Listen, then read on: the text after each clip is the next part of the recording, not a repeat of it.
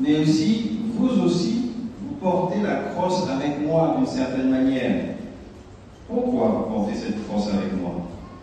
Parce que vous aussi, il arrive que vous invitiez d'autres enfants à aller au caté, en disant, mais ce que je fais au caté, c'est bien, est-ce que tu ne voudrais pas venir, toi aussi?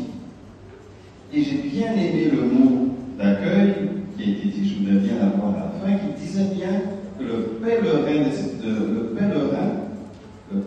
d'espérance, nous sommes des pèlerins, mais aussi devient témoin. Le pèlerin, parce qu'il marche à la suite de Jésus, il va témoigner auprès des autres du Jésus qu'il a rencontré.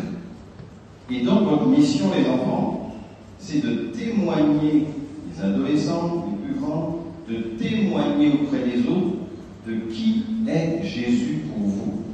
Rien de plus. Alors la parole de Dieu nous encourage. La parole de Dieu, je vais dire deux choses. Quand un pauvre appelle, le Seigneur entend. C'est ce que nous avons repris dans le psaume. Le pauvre, c'est qui? Le pauvre, c'est qui? C'est qui le pauvre? C'est qui? C'est nous. Nous tous ici présents, nous sommes les pauvres de Dieu. Au regard de Dieu, nous sommes ces pauvres. Nous sommes ces pauvres parce que nous avons nos limites, nous avons nos péchés, nous avons des moments plus difficiles, nous avons des moments qui peuvent nous abattre. La fatigue, la maladie, le découragement, un handicap, mais aussi l'orgueil, le désir d'écraser les autres.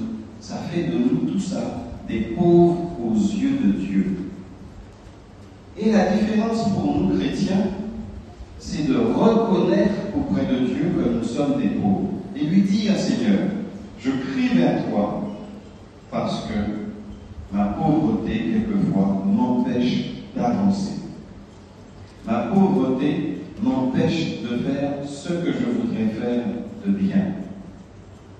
Donc, ce que je veux vous dire, comme vous, je suis un pauvre et je dois crier vers Dieu, Dieu, tout ce qui m'empêche d'avancer, tout ce qui m'empêche de te ressembler, je le crie vers toi, Seigneur.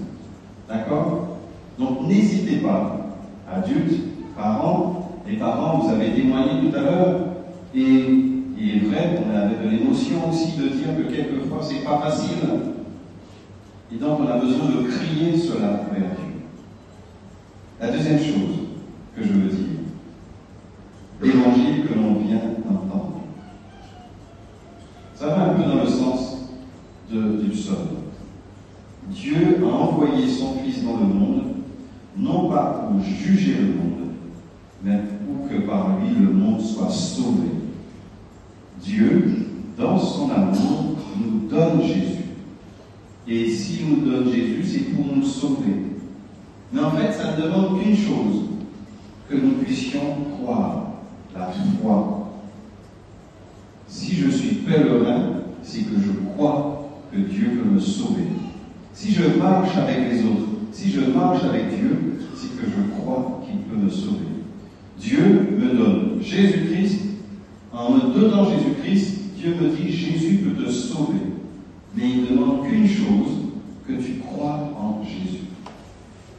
Vous savez de quoi il va nous sauver? Eh bien, il nous l'a dit.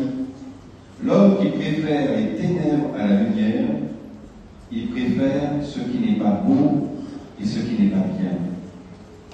Il nous sauve pour que nous puissions préférer la lumière aux ténèbres. Ce qui fait du mal, nous préférons ce qui fait le bien à ce qui fait le mal. D'accord, les enfants? D'accord, les adultes? Voici ce que Dieu attend de nous. Alors, chacun, vous allez être avec moi des pèlerins d'espérance. C'est ce que j'espère et j'attends de vous, que vous soyez avec moi des pèlerins d'espérance, qu'on marche ensemble, qu'on découvre ensemble des choses. Et aujourd'hui, pour ne rien vous cacher, j'attendais avec impatience cette journée, avec impatience, de vous rencontrer, de faire un bout de chemin avec vous, et surtout, je l'ai dit aux parents, palaguez-moi. Si vous voulez nous avancer ensemble, palaguez-moi. Nous allons avancer ensemble. Alors les enfants, est-ce que vous êtes prêts à prendre un peu de ce bâton avec moi, la crosse? Est-ce que vous êtes prêts à tenir pour avancer avec moi? C'est vrai? Vous n'allez pas me lâcher? C'est vrai ça? Eh bien je vous crois. Eh bien ensemble, nous allons être pour toute notre vie des pèlerins d'espérance.